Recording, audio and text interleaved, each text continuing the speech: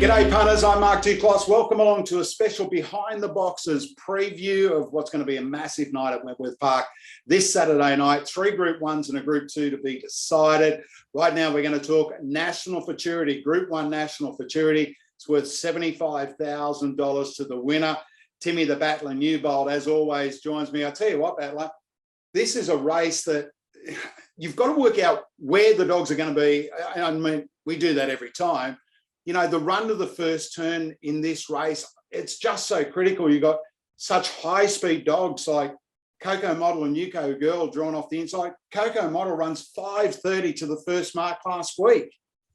And Idolised Duke, she ran 5:37. Now, she would lead 99 out of 100 races at Wentworth Park, and she ran 5:37 and was led by Coco Model. You got pace from She's Savage, who ran the race of her life in the heat, led and collared in the latter stages by Presutto. I think Presutto's chances, Duke, her best chance is to begin moderately, flop to the rails, and then all of a sudden she might blow that whistle at the first turn. A run might present if they all fan and there's some bumping and jostling.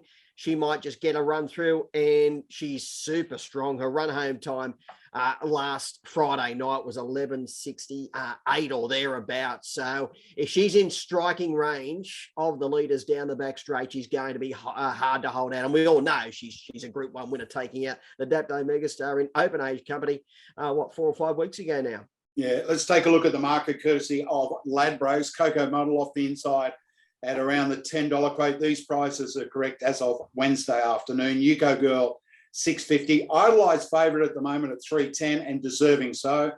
Zipping Pearl, the rank outsider, at $101. I tell you what, Battler, you don't see many Johnny Finn train starters go around at $101, do you? You don't, Duke. And I'll tell you what, her run last week was quite a tidy run as well. But look, I think she'd need a lot of luck to win this race. I don't think she can lead, and therefore she just need luck through the first turn to get into a position. Yeah, Caroline at $21 for Anthony Azzopardi. Ritzerdon at $3.70. Chic or Chick, whichever way you'd like to pronounce it. I'm sure Pete Presutto will tell us that shortly. It's at $5. Draws wide again after winning from box 8 last week. And She's Savage, Timmy, at $8. Looking firstly at the market, where do you think the value is? Oh, look, I think the market's around about right, Duke, with Idolise and Ritzerdonna near the head of betting. Yukon Girl or UK Girl not too far away. Yeah, I think they've pretty much got it right. I think it's a really tricky race as far as trying to sort of, I think a grain like She's Savage, she ran a bottle last week, but I think she might get out of the market. She's probably a little short for mine in early markets. But yeah, I think they're pretty much around the mark, Duke. I don't think there's any gross overs there by any stretch of the imagination. Well, the Victorians made their way up the Hume Highway last Friday and Saturday night. They had a field night out. Pete Presutto joins us now. He's got 2 runners in the Group 1 National Futurity final to be staged on Saturday evening. Litter Sisters, Idolise and Chic. Pete, firstly, congratulations on getting a couple through to the final, mate. Thank you. It's very exciting. Very exciting. It's been, Group 1 races are hard to get into. To have 2 in it, it's fantastic. Yeah. And it must be even, more satisfaction, I guess, in a way, because you raced Titan the mum. We raced it with the friends. We bred that litter. That was a good litter that she came out of as well. We kept her for breeding. We haven't bred with the sister yet, but we might do that. Yeah. Let's talk about Idolise first, mate. Again, I thought she was terrific. She came off she won the Sandown Laurels in emphatic style, and then last Saturday night again just showed true class, mate. Did she surprise you? With that performance at Wenny? Well, when we went up, we trialled her up there. She went really well. I was told by the guys up there that was a super run. Showed a lot of speed. Look, even running the 29.88 on that night, I think she lost about 4 lengths. Look, in my opinion, she lost a little bit on that corner. Yeah. Whether it was the underdog crossed her and she's trying to get around it, but it was still a surprise to a point. But I think she can go a bit quicker next week or this week. And Pete, what I loved about her win, it sort of showed she had another little string to her bow, because of all the runs she's a front running bitch, and she had to run another greyhound down. So that sort of just showed, she can do that if she needs to. And I think going into the race with that little experience under her belt, particularly with Park in a full field, she's right in the race. We knew she would do that. We knew she had the ability to do that. She's generally raced in races that she could lead in. When she ran in I think it was the preludes of the Melbourne Cup and the Melbourne Cup heats, she was probably a little bit overawed with that. Got a little bit, they had a little bit over that night, but she wanted to push through. She was consistently trying to push through and find a clear run. So, and even in trials, we've always known that she could do it, but it was great to see her do it on Friday night in that sort of race, in that forum. She's got two genuine lead pingers drawn underneath her, Coco Model in box 1, Yuko Girl in box 2. But Pete, she's run 5:04 at Sandown Park, and she ran 5:37 last week to the first mark at Wenny. Broken 5 at the Meadows to the first mark as well. So she's got enormous speed, and she's getting stronger as well as she goes along. So she's got it at both ends, complete, and she chases very hard. She's a very hard chaser. So she has got the ability to lead this field, all things being equal. Yeah, providing. Look, it is a funny thing there. They can miss it, and I thought she missed it a little bit the other night as well. But if she gets it right, I don't think they'll lead her. But if she's got to get it right, then it's not easy. Well, her opening section was 5:37. The only dog that went quicker than her was Coco Model, ran 5:30, and she led her in the race. So she only has to run. Basically, she would lead the majority of races around with Park running 5:37 any day of the week. So I think the key for her on Saturday night is the two. I think the twos, look, if she can get past the two early as well, look, I'll be even more confident. I'm not saying that she has to do that, but she can posse up behind the red, and the red was a super run as well. So there's a lot of things that can go wrong, but you just want things to go right, don't you? Idolize was heavily supported, mate. She started around the even money quote. Let's talk about Chic, because she went around at $17 or $18 in what looked to be probably the toughest heat of the Futurity. Had box 8, got a beautiful run down that outside in the run to the first turn, and sat second, through that bend. Was it a surprise to you, Pete? Kind of dream about that sort of thing happening. Going into it, you have the race playing over in your head. When it happened, because I was standing actually in the kenneling area, and she came past me, and she took the lead as she just come straight past me. And once that happened, I thought, you're not gonna. Once that happened, she just took off. So it wasn't a surprise from that point. But to be in that position at that time with the quality of the dogs that are in that race, and then when I look at that race going into that previous to that series, I was watching the races up there, getting a feel for what would be going in for the Futurity. Yoko Girl was one of the ones that I actually thought was going to be tough to beat, and for her to run past that beat by 4, a seasoned dog around that track, was a phenomenal effort. And Pete, what shocked me, I knew you came up and you trialled a few greyhounds, but she wasn't on the trailer. She never trialled around with Park. So all things being equal, she'll improve. To me, she handled like she'd been around there many times. So the other one lost it on the corner, Idolize, and probably cost her a few lengths, but she just seemed to handle it quite well. So maybe she's just a natural around there. Cross our fingers. Yeah, well, the race is coming up. You got to hope, haven't you? Mate, there's a little race called the $1 Million Chase, Pete. Both of these dogs.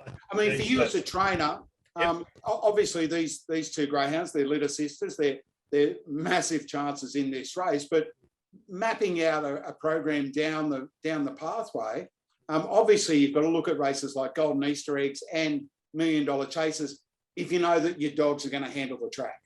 Yeah, and that's the case in this. I mean, look, what she did that night, especially Chic with her strength, and she's got speed. So that sort of races definitely are on the cards later on in the year.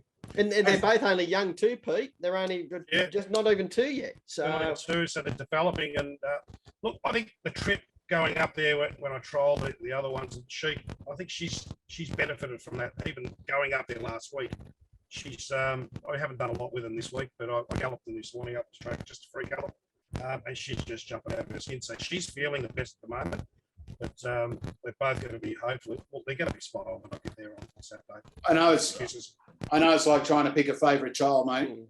So Idolise draws 3, Chic draws box 7. We were talking off air, and you said that Idolise had a couple of lengths on Chic coming through their progression, and that on Saturday night, who do you fancy? That's a tough question. It really is. Look, it could go. I'd like to see a dead heat between the two of them. That's wishful thinking, but look, I think Idolise has boxed the best. I think she's providing she can manoeuvre past it too early and get into a good spot.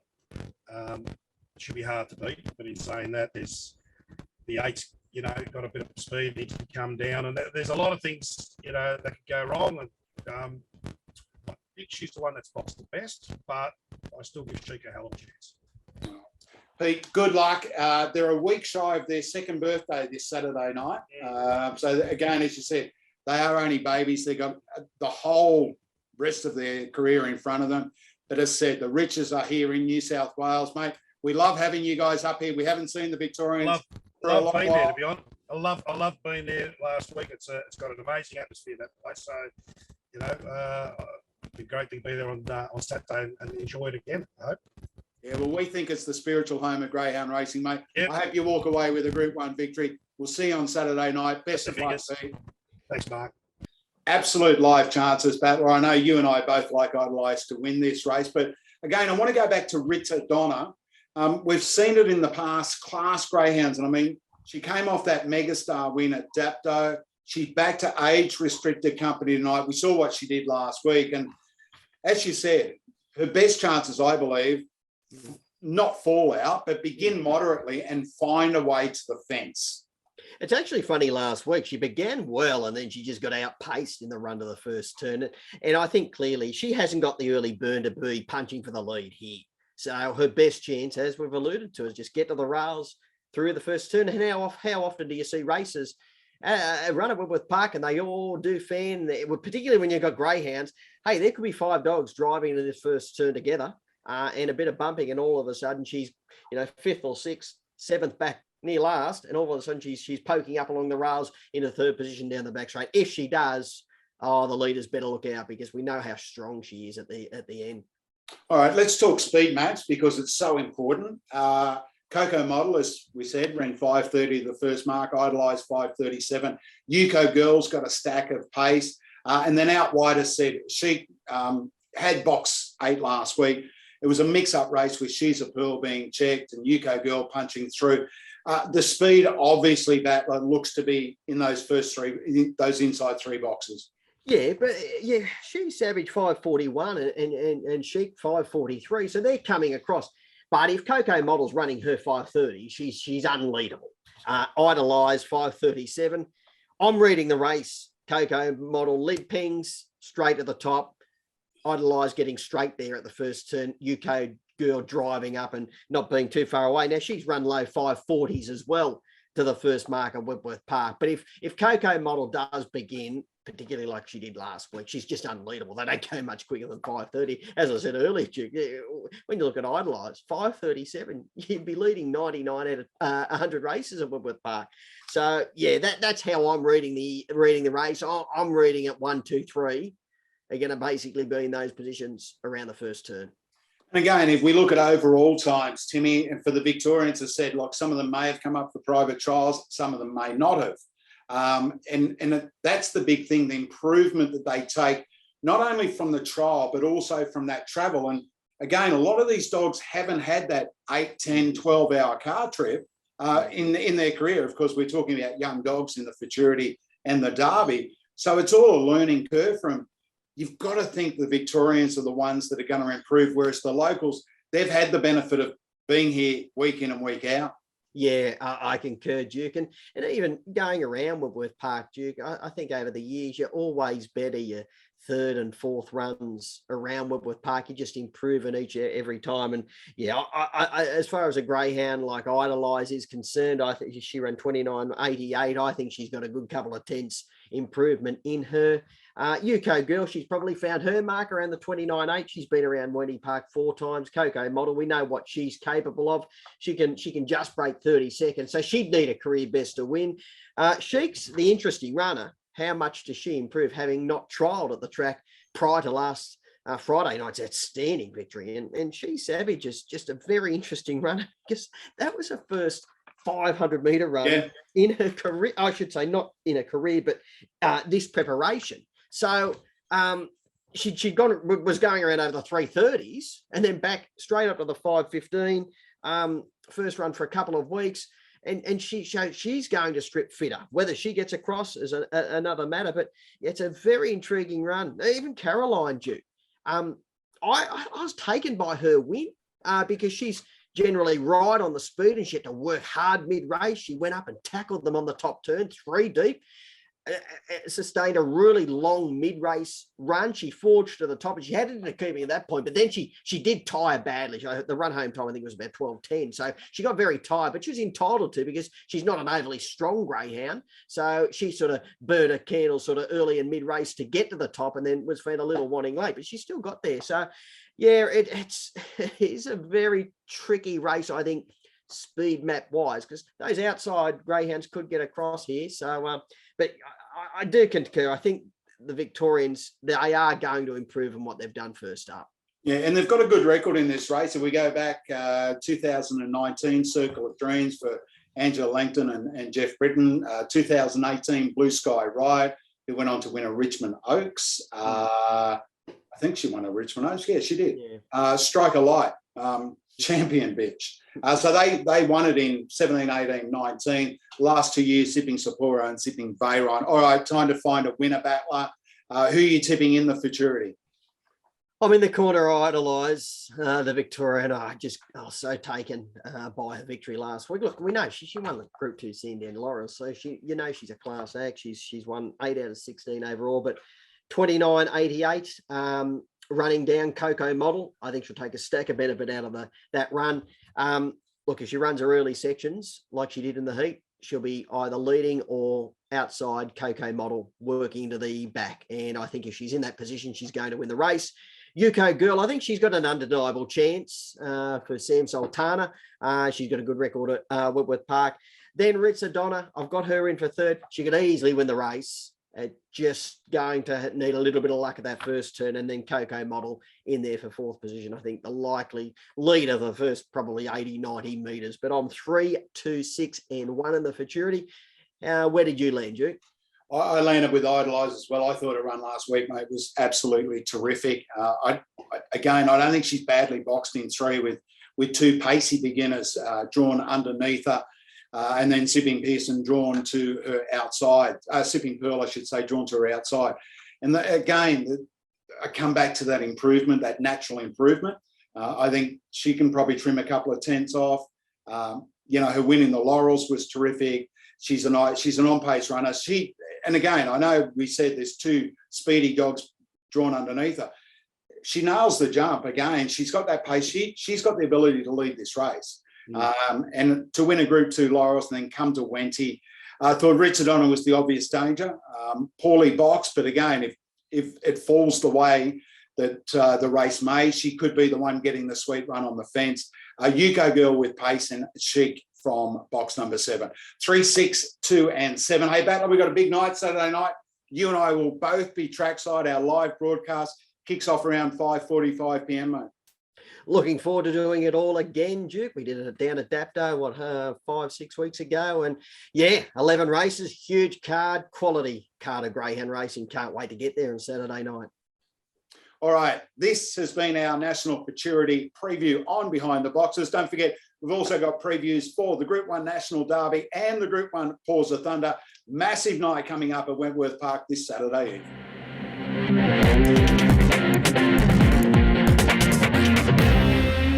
G'day punters, Mark Duclos here again with our preview of this Saturday night's Group 1 National Derby. It's worth $75,000 to the winner, restricted to the male chasers, won by some absolute champions in the past, including the likes of Black Top. Timmy the Battler Newbold joins, going to dig deep here, try and find a winner. Timmy, I'll tell you what, we spoke about in the Futurity preview, the Victorians, they must love it. The Hume Highway's open, and that road that had been paved with riches for so many years, that had been blocked to them for a couple, is now back open. They were back with a bang last Friday night.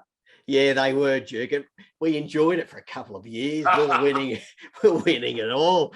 They dead set just caned us for a decade or 12 years or something. But yeah, it's been good the last couple of years. But no, yeah, they're back, and they're back with a vengeance after last Friday and Saturday night. And oh, look, they got major chances in all of the big three Group 1s. So it was good to see a few greyhounds, which I didn't know a heck of a lot about, Duke, because I don't really follow Victorian form really closely as far as the younger dogs coming through. You know, you're right across all of the open age greyhounds, but yeah, I've delved right into the form this week, and yeah, some talented young greyhounds coming through the ranks. Couple of touchy beginners. Gee, there's plenty of speed in this race as well. But yeah, it's another really, really good version of the Derby. As you just mentioned, we've had out-and-out champions take out the race over the years, and we're set for another beauty on Saturday night.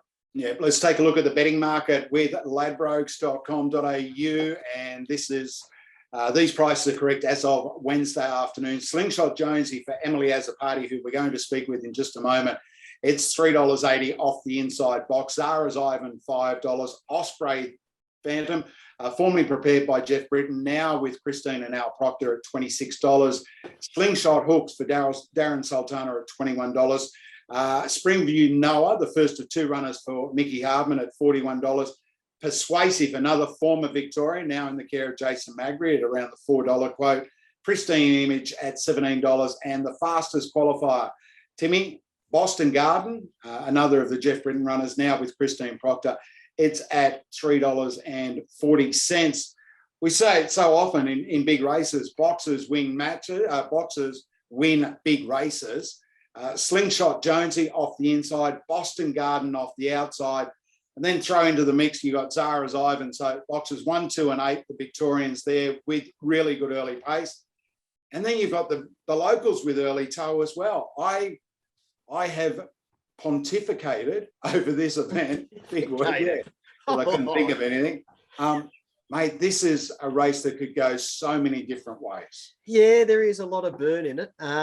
Boston Garden, he's an interesting runner. I went back and had a look at his last half a dozen runs. In Victoria, he's a horrible beginner.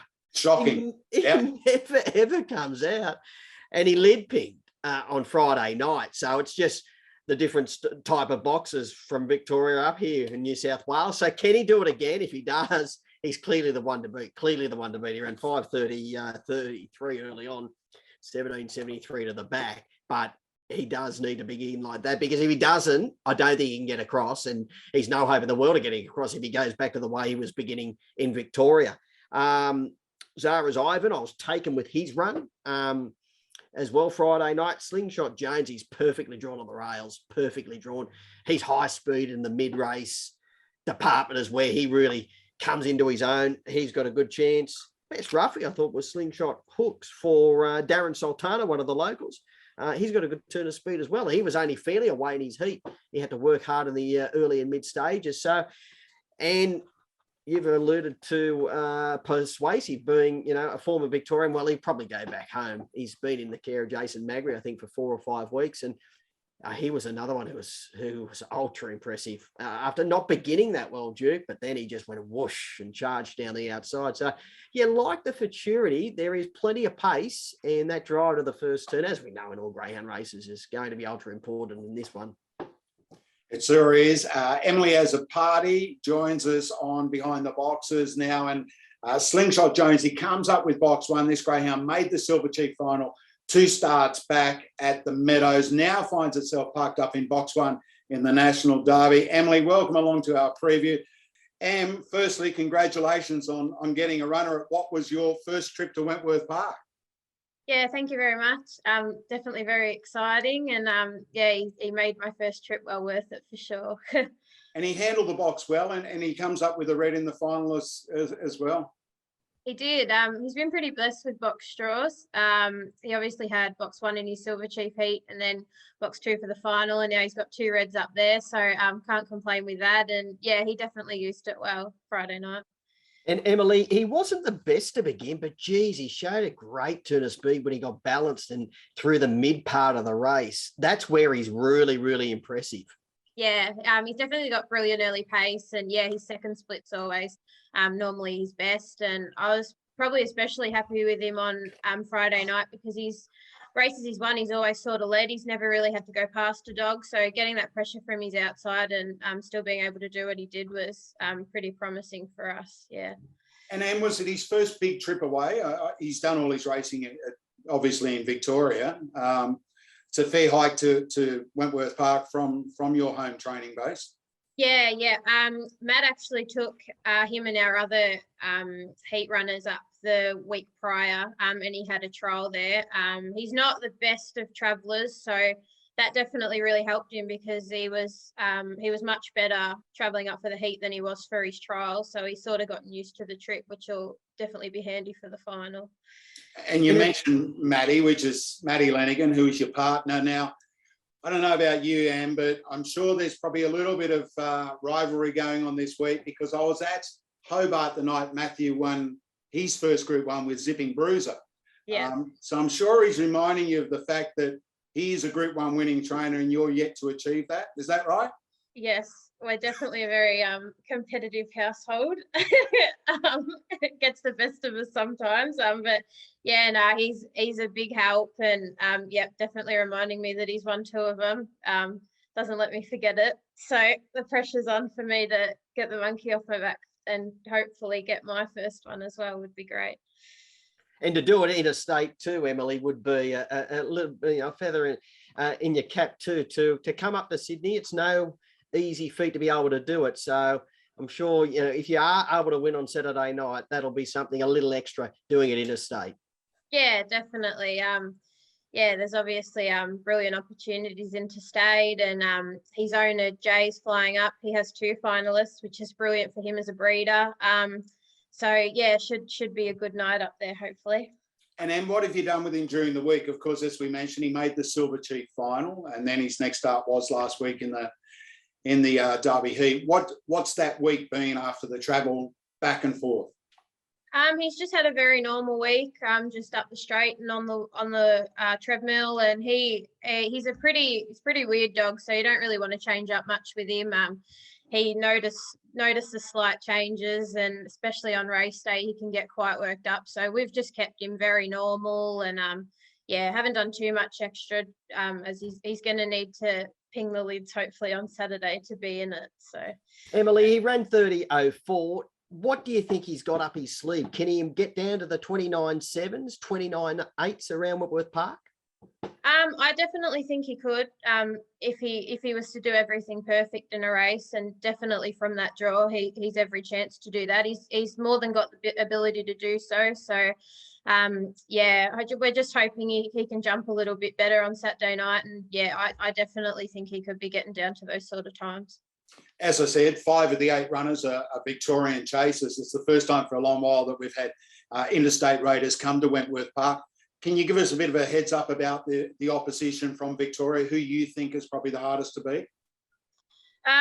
Obviously, the fastest heat winner, Boston Garden.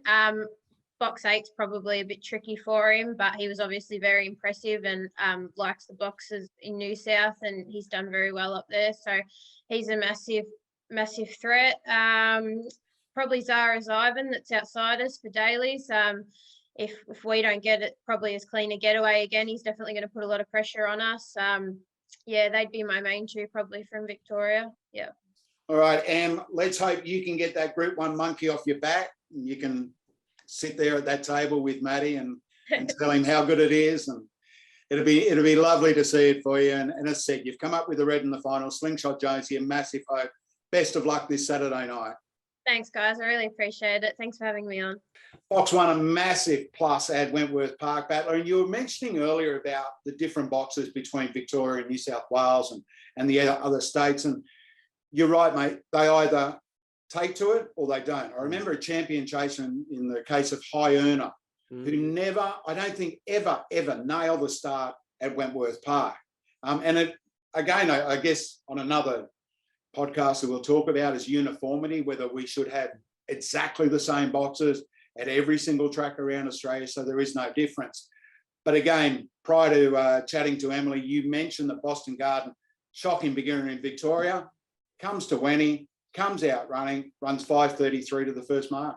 Yeah, lead ping, didn't he? 13:62, 17:73, home in 12:06. He got leg weary late, but he had it in his keeping at that point. He was entitled to get a little tight in the later stages, 29.79 overall. But yeah, his chances just hinge on how he begins. If he goes back to beginning like he was in Victoria, good night nurse, can't win the race.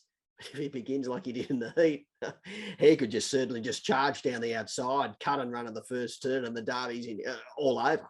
He's got it won. I'm pretty much gambling against him not beginning as well as what he did. You know, I'd love to know what he did in if he even trialled out of the boxes prior. I'm assuming he had at Wentworth Park, but I'd love to know whether he came out like that if he had trialled, because then you know, well, okay, he's certainly taken to Wentworth Park. It wasn't just a, once in a, 10 start sort of 1 in 10 times he's coming out, because all the runs I watched, I think half a dozen in Victoria, he didn't begin at all. And not only not beginning, missing at a length and a half. So, I'd just love to know what he had, if he had been out of the boxes prior at Wentworth Park. And, he might just come out again. I'll tell you one thing I'd be doing. If he comes out running on Saturday night, I wouldn't be going back to Victoria. I'd be staying here for the riches here. I wouldn't even bother going back if I owned him. Yeah, well, and you're right, mate, because you look at it. We got the Golden Easter egg first, the $1 million chase. I mean, mate, there's $1.25 million in 2 races, and we find it with young dogs, and that's what the Derby race is. It's an age-restricted race. Young dogs, all of a sudden, they go from this level to that level. And again, you talk about the honour roll. Greyhound, a little white and brindle dog, you may remember, mate. Fernando Bale. Oh, yeah. He went all right here. Another Victorian, genuine lead pinger, just went from this level to that level to, I mean, he was a freak. But again, the dailies travelled him up here. And I remember you call, in the Derby and that with Fernando Bale. And I'm by no means alluding that any of these dogs are a Fernando Bale. I'm just trying to point out that some dogs either take to the track or they don't. And it works the same way when we go, our dogs travel to Victoria, to the Meadows and Sandown Park. They've got to adjust to the different boxes. I want to talk about Persuasive briefly, because I know both you and I think we're tipping this one on top. I thought its run last week, again, one of these dogs that you could just see it sort of half feeling its way around the track in a way. I'm pretty sure it had a couple of looks there. The more it races, the better it's going to get. And I know it's drawn box 6, but Jason Magrier, mate, he's a top-class trainer who gets the absolute best out of these chases, mate. Yeah, he's a really, really nice young pup. I was taken with him last Friday night. Again, I didn't know a heck of a lot about him. He was first up for nearly 6 weeks. Yep. His first 500-metre run in his career. He ran 29.94, 5:52, 14:08, 18:70, 18:17. He came home in 11:77. Now, that was the strongest run home time of all the heats. He got half an ankle tap getting across at the first turn. He nearly got dragged down, but he got across, and then he just let go mid-race. I can tell you he had trialled at the track. Jason had tried him a few times, and I know Jason said he's run around 29.6. So, and he said that after the race when I think I asked him, what do you think he can run? He said, well, he's trialled 29.6 or thereabouts. So if he's up charging toward the lead of the first turn, he's he's going to be very hard to beat because he's a beautiful black striking dog too. He's a lovely looker. So I think he's in this race right up to his ears, and he hasn't got a great deal of early pace drawn underneath him, and pristine image on his outside. Look, he began and he led it all the way last week, but prior to that, he wasn't beginning. And Mick actually said in the interview too, he'd done a heck of a lot of box work with him, and it finally worked with him coming out. So, and then we've alluded to with Boston Garden in the 8, whether he comes out or not, we'll know on Saturday night. But I think he's got an undeniable chance, Persuasive. Yeah, and again, he's a dog by one of the very few dogs, I guess, the best way to put it, because of course he was exported overseas. Black Magic Opal, Melbourne Cup winner in that. Fernando Bale, he's represented strongly in the event with Pristine Image and also Springview Noah. Then you got Barcia Bale. I mean, it's, you know, you look at these sides, you look at the dogs they continue to produce. I know the bitch is half of it, but, you know, the Barcia Bales, the Fernando Bales, and then a dog like Black Magic Opal. Well, he's got 4 in it, Pass. 1, 2, 3, 4. Yeah. Fernando a couple. So, yeah, the elite stud dogs are certainly coming to the fore, that's for sure. And again, before COVID took hold, the Victorians had a field night like they had with most of our feature races. Axel Footloose in 2019, Out of Range 2018. They're the 2 most recent Victorian runners. Are you tipping it staying home, or is it going south, that one? Well, I think it's staying home with a New South Wales trainer, but it's owned in Victoria and probably go back to Victoria after the series in Persuasive. He was outstanding. He didn't begin brilliantly in his heat, but then he just showed that boom when he gets rolling. And those early sections, he can go much quicker. As I just mentioned, he got half an ankle tap as he was coming across. I think if he can begin clean, he's got the high speed to charge right down the center of the track, get to the top, or even just sit outside one of the leaders through the first turn, the red or even the blue. But I think he could let go mid-race and win the race. So I've got Persuasive on top. I think Zara's Ivan has got an amazing each-way chance. I think if I was probably... I think he's a great place bet. I know you don't generally get, you know, when they're 4.5 to 1 or thereabouts, you don't get your $2, $2.50 a hole. But gee, I think he's got a gun draw. He's drawn to run a huge race, and I think he just looks at an anchor place bet for anyone who does want to play, you know, that way.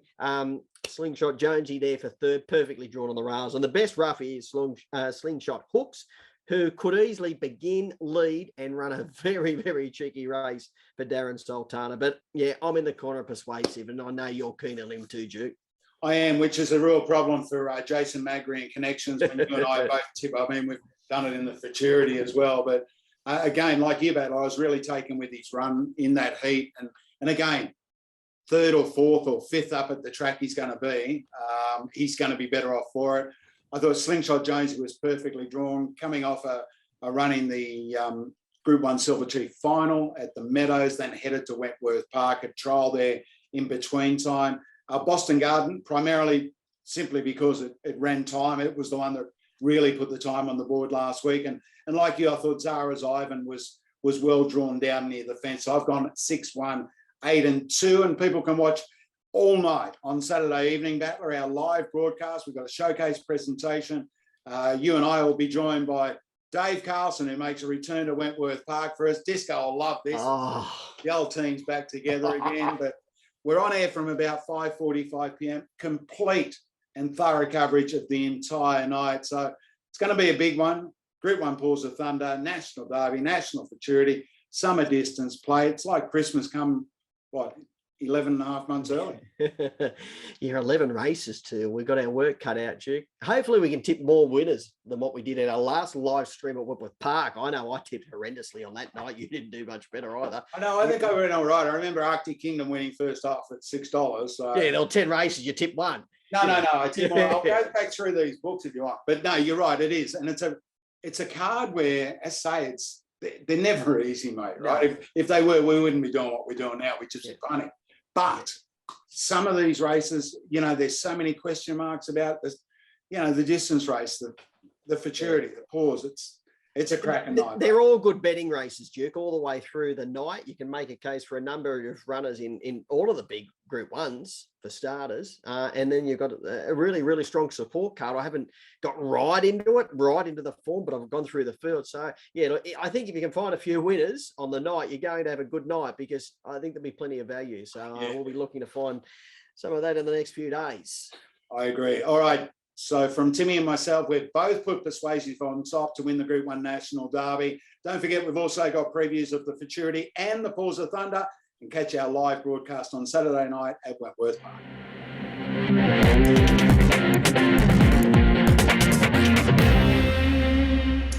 Massive night coming up at Wentworth Park this Saturday evening. 3 Group 1 events to be decided and a Group 2 for the stayers. Time now to preview the Group 1 Paws of Thunder final. It's race 8 on the card. Joining me with his expert advice, Timmy the Battler Newbold. Hey, I tell you what, the Victorians, they're back, and they're back in a big way. Battler, do it, running the best time of the heats at 29 and 59 last week. Yeah, he was outstanding, Duke, but he's a class act. He's been at the top of his game for a long time now, and particularly the second half of 2021, where he took out the Adelaide Cup. He's just a real race dog. You'd love a dozen of him in your camp. He begins, he's got good speed, he goes through his gears mid-race, and that's where he invariably wins his races. At 29.59, leading all of the way. In the heat last Saturday night, he gripped on late to get in just over Fernando Hunter. And, you know, it was the first time I've really seen him at his brilliant best at Wentworth Park. It was his 4th run of the track, and he really put it all together. And he's got a gun draw, beautifully drawn on the 2, Duke. He sure is. He's the lone Victorian, as of course in the Derby and the Futurity, the Victorians have got multiple runners in that. The market with the ladbrokes.com.au as of Wednesday afternoon. Wicked flash for Pete Ray. Great to see him get a runner in the Group 1 final at $31. Do it at $3.60. Irinka Riley around the $6 quote. Likewise for Jungle Juice, which really surprises me as far as that price is concerned. Wow at $3.10 and favourite. Banded Ned $5. Where's Rocky $34, and Chase Me Honey at $12. Battler, again, I'm tipping Do It. I think he's well drawn, but the value for me, I think, is Jungle Juice at $6. A dog that's run 29.3 there, coming back off that 600-metre win in the Golden Sands. We're going to talk to Jack in just a moment, but if I was a punter looking for value, I thought the value probably laid with Jungle Juice at around the $6 quote. Yeah, I think he's around his mark. I was a little surprised he and Irinka Riley were at virtually the same price. Yeah. I thought Jungle Juice would be a lot shorter, just you know, due to his following and his profile. Yeah, the way I'm reading the race, I just don't know whether he can get into that winning position at the first turn. It probably all depends on Irinka Riley, whether he beats Jungle Juice out. If he does, well, Jungle Juice probably won't get across in front of him. Wow, we know is beautifully drawn in the middle of the track. Do It's ideally drawn in box 2. And then you've got Bandit Ned.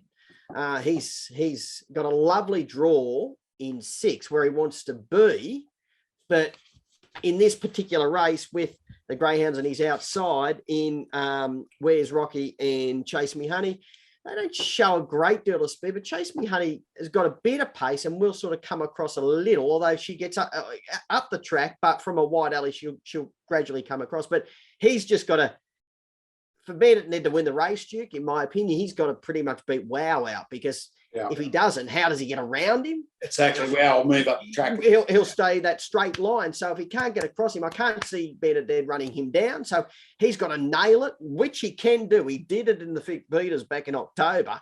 Again, it was back in age-restricted races, and this is big time now. But I think his chances rest on beating Wow out of the boxes as far as Bandit Ned's concerned. Joining us now for our special Paws of Thunder preview, leading trainer Jackie Smith. He's at Barbara Judd's place at the moment, surrounded by photos of greats like Jessica Casey, Call Me Casey, Admiral Lynch. What are you doing, Jack? You're getting a bit of a, you're psyching in for Saturday night, being surrounded by all those past champions? Yeah, I thought something might rub off. It's as you know, I had to come to town to do this, so it was raining outside, so I couldn't take you to the beautiful parks in Forbes, of course. So I thought I'd come to see the judges and show you a few photos and things. Some great dogs there. Some great dogs come off that property. Hey, listen, let's talk Saturday night. You've got two runners, Irinka Riley and, of course, the People's Dog Jungle Juice. Let's talk about Riley first. Prior to last Saturday night, Jackie, he'd had 8 starts out of boxes 7 and 8. Hadn't won. Desperate for the fence. He got a beautiful run into that first turn and down the back straight. You must have been chuckling. And I read a report where you said you thought you were the bloke who shot Bambi because Aston Rupee was the whole pot.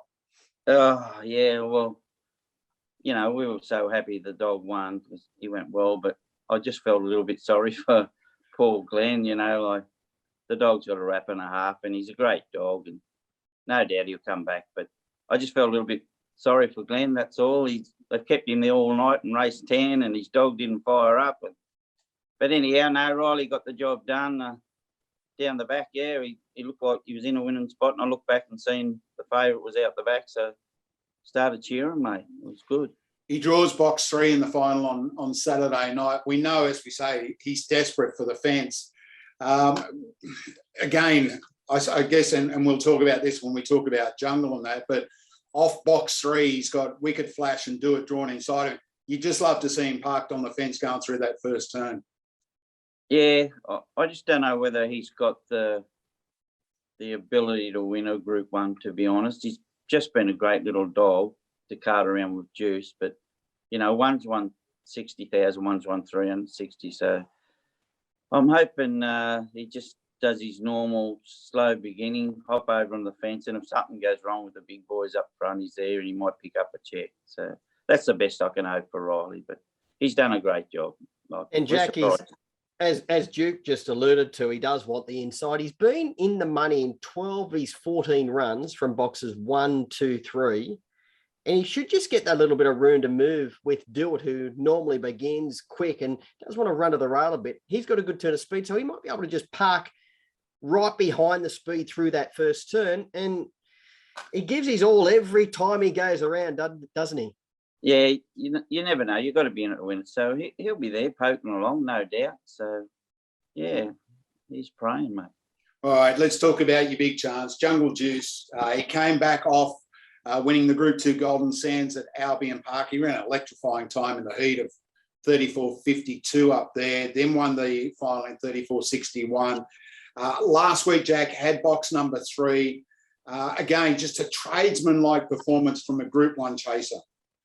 Yeah, he did bring his worst box manners Saturday night. I think it was just a split thing at the wrong place at the wrong time. He just stepped out badly, but then he just took off and he got a bit of a check down the back, but it was a small field, so he got the job done. So let's hope he brings his best box manners like we've seen at Albion Park, and therefore I think he'll beat Riley out, and the other dog stays up the track. So he'll get a little bit of room to to set himself up. So where he navigates himself from there, God only knows. So and again, the box draw, and it always looks awkward from box 4, but if you really drill down on it, you've got Wow in box 5, good beginner, stays up the track. Banded Ned, good beginner, stays up the track.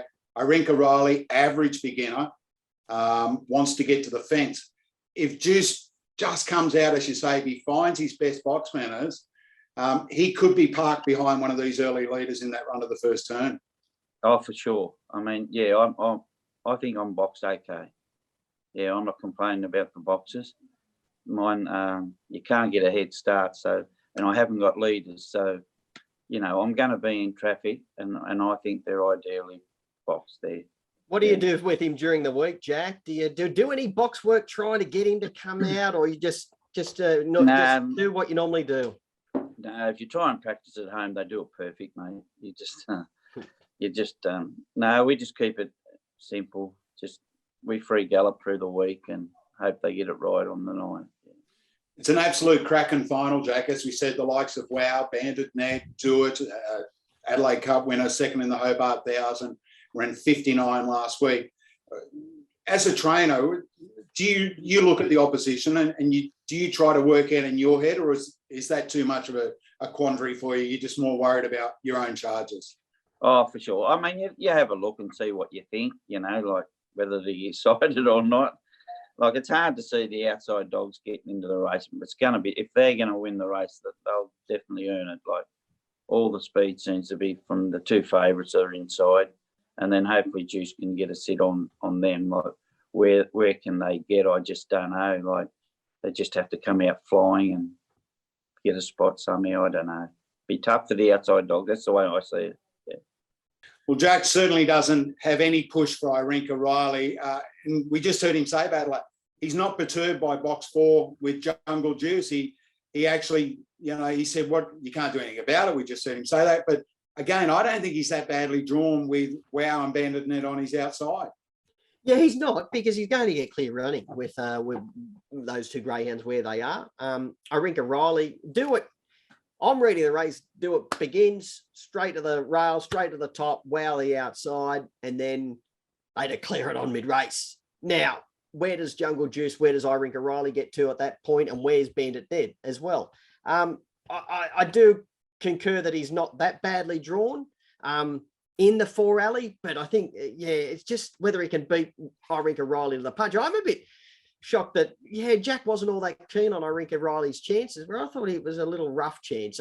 He's not at a rough price at the moment, around the 650 mark, but I think come race time, I'd be shocked if Irinka Riley doesn't get out to 10, 11, $12. Because I think he's gone up. I think he's gone up well and truly under the odds. Yeah, we marked him a $14 shot. Again, as Jack just said, one of them's won 160 and one's won 306. As tells you the class of the dog. Well, Andy and Jody Lord are no stranger to Group 1 success at Wentworth Park. They had it with Bandit Ned just in October last year. Andy's been good enough to join us.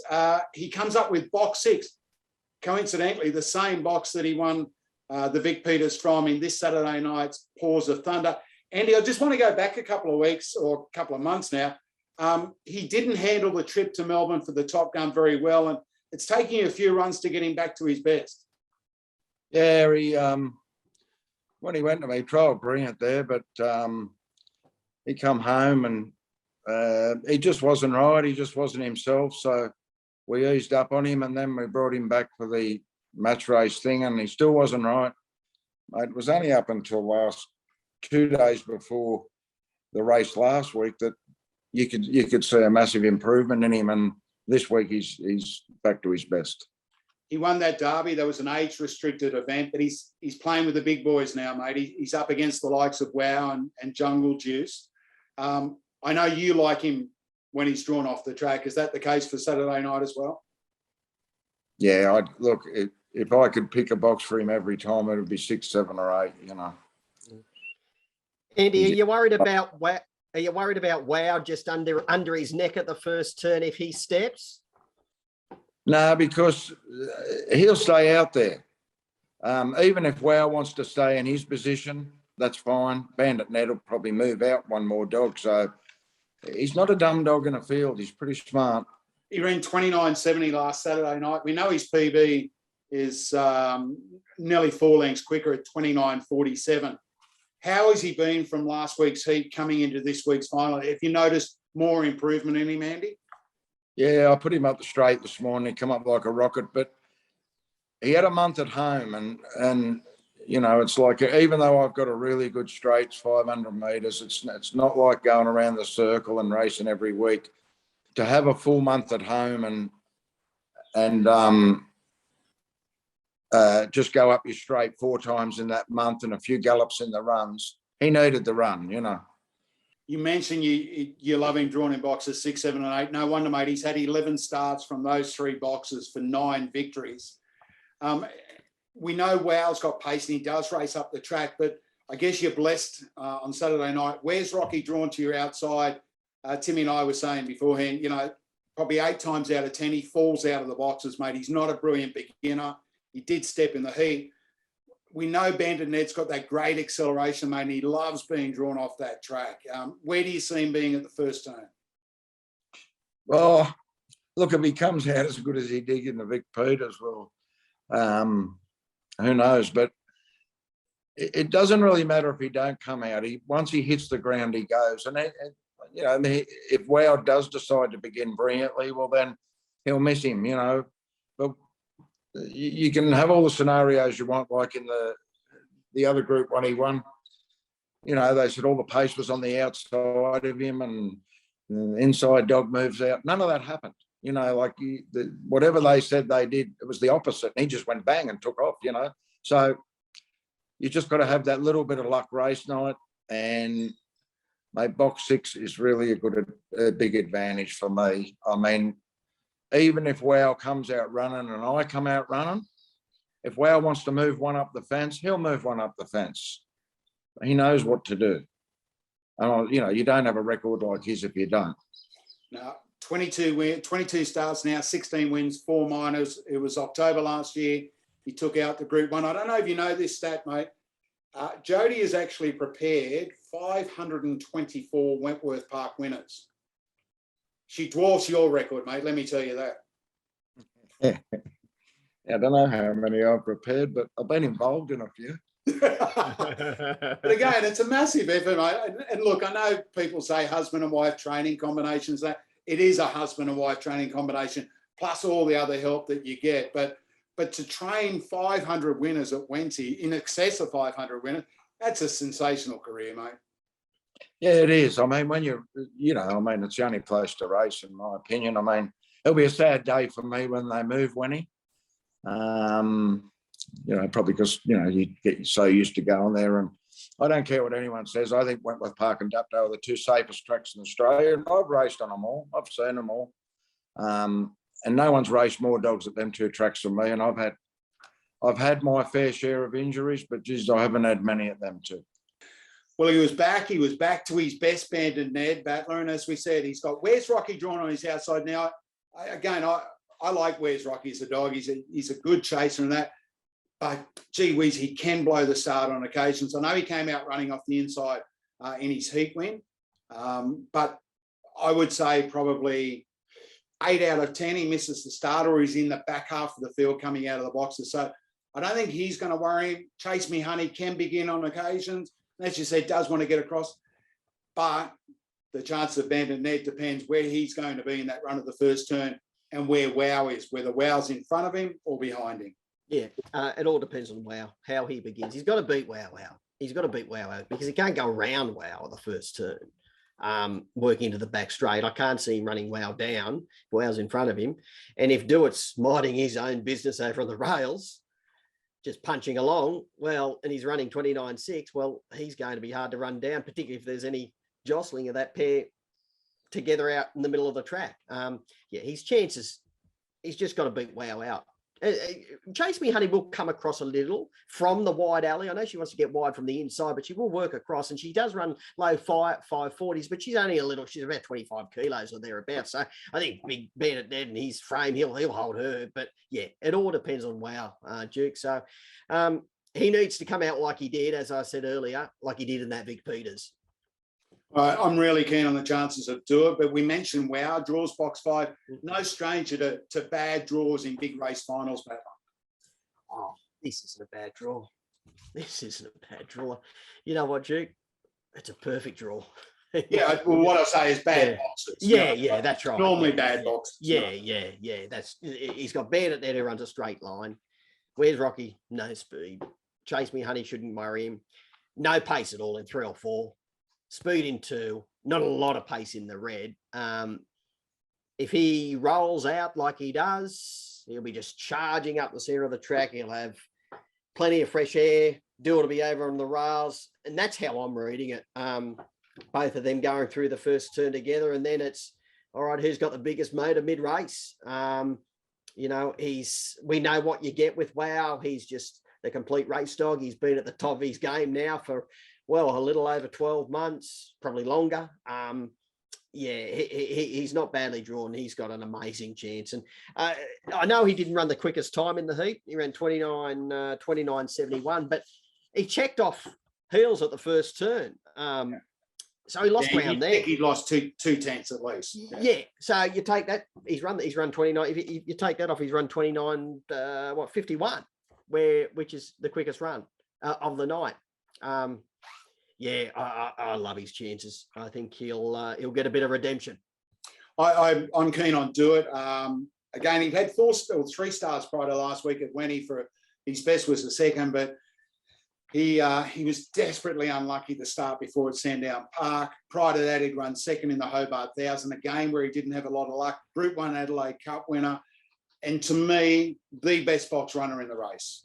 Wicked Flash drawn inside him, not noted for brilliant early speed. Irinka Riley 3, Jungle Juice 4, Wow wide runner.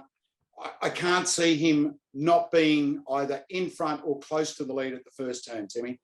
Yeah, look, I concur, Duke. Totally agree.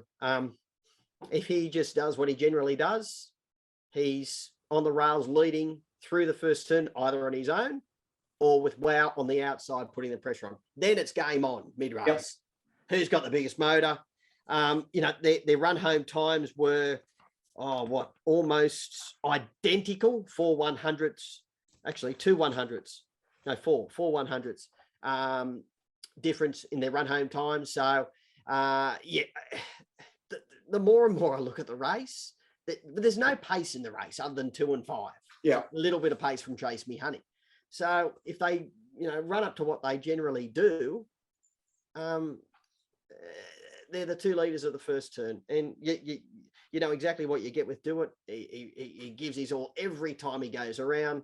He's got that gun draw. I can see why you like him. I'm 5, 2, 3, and 4 for the record. Wow.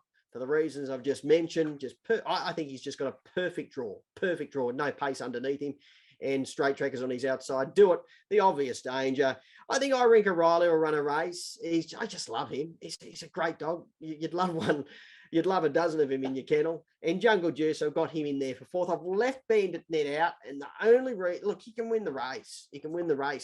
The only reason I've left him out is I think where Wow's drawn. If he can't cross Wow, I think he's going to struggle to get into the money, because if he doesn't, 3 and 4 who are back on the inside, Irinka Riley and Jungle Juice, they've got plenty of strength on their side, and you've got to do it over nearer to the inside. So I think in my mind, I either had to have Bandit Ned probably on top, or probably out of my top 4, if you know. That's how I'm reading the race. So yeah, I'm 5, 2, 3, 4.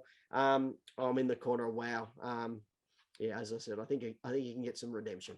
Yeah, I'm 2, 4, 5, 6. And again, I'm talking through my kick from the heats. I took the $3. I think they bet $3.30 or something. Do It, which I thought was enormous odds. Gave me heart palpitations in that run home. He's going to be better for that run, I think. Again, I just think, as we said and we say all the time, boxers win big races. And Wow, I agree with you. Not badly drawn in box 5. I think the best box runner in the race is definitely Do It. I've put him on top from Jungle Juice, Wow. I've thrown Bandit Net in purely because he's class. And again, we know what, Andy and Jody, how they get their dogs to peak. They peak every week, but they peak for the big Group 1 races. What about an honour roll? So the Paws of Thunder was originally known as the St. Ledger. And when I was a kid growing up, it was won by some of the champs. First run in 1957. Blacktop won it. Zoom Top won it, Glider Sun, Winifred Bale, Sindine Shelby, and just recently we've got King Kratos, Bucks Future, Raw Abilities, Shimmer Bar. Yeah, it's a race that top class chasers win, mate. Yeah, always has been. And the time it's run during the year now, it's where there's a little bit of a lull for the open age greyhounds, so it's found its position in the calendar, which I think is great. I love how it's run in conjunction with the Derby and the Futurity these days. I think that's a great move, and we've got a big Group 1 night at Whitworth Park in January. So yeah, it is a race. As those greyhounds you just mentioned, they're all champion. A lot of those were champion dogs. So you've got to be a good dog to win it. And on Saturday night, I'm sure we're going to see another worthy winner of the 2022 edition. We sure will. And of course, don't forget, we've got previews out for the Futurity and also the Derby. We've got a huge live broadcast showcase presentation this Saturday night. Myself and Dave Carlson will be joining us as well. We'll cover the entire night. We'll be on air from around 5:45 p.m. You can catch it on all our social streams, including thedogs.com.au. Battler, can't wait for Saturday night, mate. Looking forward to seeing you again. And it will be a night to remember. Sure will be, Duke. 11 races. I'll tell you what, I'll be taking a couple of Red Bulls to get me through the night. I'll need a couple to do all the form over the next few days too for all those other supporting races. Great card. Hopefully we can find a winner or two. Sure will. All right. Best of luck to everyone. We'll catch you Saturday night at headquarters for a massive night of greyhound racing.